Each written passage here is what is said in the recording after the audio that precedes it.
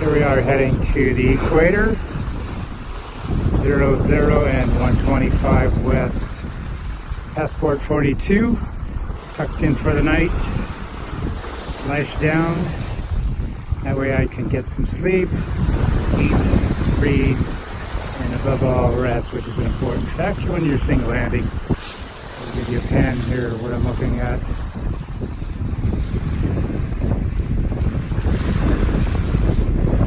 Like this all day, pretty much 10 to 12 knots. I've been doing 4 to 5. Taking it easy.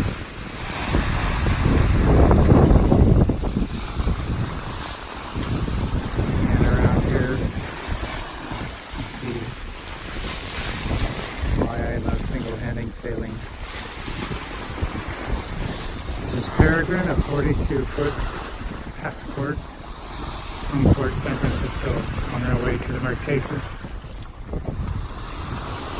and Bora Bora, and then the 5 Capes non-stop solo unassisted, leaving in October from Bora Bora.